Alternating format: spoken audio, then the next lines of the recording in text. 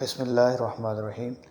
حضرت جابر بن عبداللہ رضی اللہ تعالی عنہما بیان کرتے ہیں کہ رسول اللہ صلی اللہ علیہ وسلم نے ارشاد فرمایا، میری امت کو ماہ رمضان میں 5 تحفے ملے ہیں جو اس سے پہلے کسی نبی کو نہیں ملے۔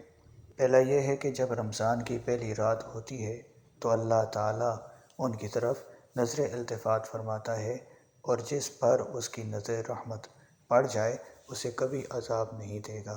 دوسرا یہ ہے کہ شام کے وقت ان کے منہ کی بو اللہ تعالیٰ کو کستوری کی خوشبو سے بھی زیادہ اچھی لگتی ہے۔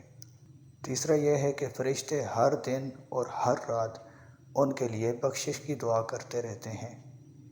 چوتھا یہ ہے کہ اللہ تعالیٰ اپنی جنت کو حکم دیتا ہے کہ میرے بندوں کے لیے تیاری کر لے اور مزین ہو جا، تاکہ وہ دنیا کی تھکاوٹ سے میرے گھر اور میرے دار رحمت میں پہنچ کر آرام حاصل کریں۔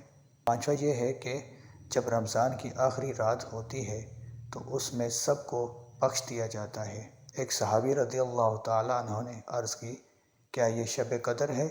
آپ صلی اللہ علیہ وسلم نے فرمایا، نہیں، کیا تم نہیں جانتے ہو کہ جب مزدور اپنے کام سے فارغ ہو جاتے ہیں تو انہیں پوری مزدوری دی جاتی ہے۔ اللہ تعالی ہمیں عمل کرنے کی توفیق عطا فرمائے اور رمضان کی برکتیں حاصل کرنے کی توفیق عطا فرمائے۔ ہماری اس ویڈیو کو لائک کیجیے، شیئر کیجیے اور ہمارے چینل کو سبسکرائب کیجیے۔ جزاک اللہ خیرہ۔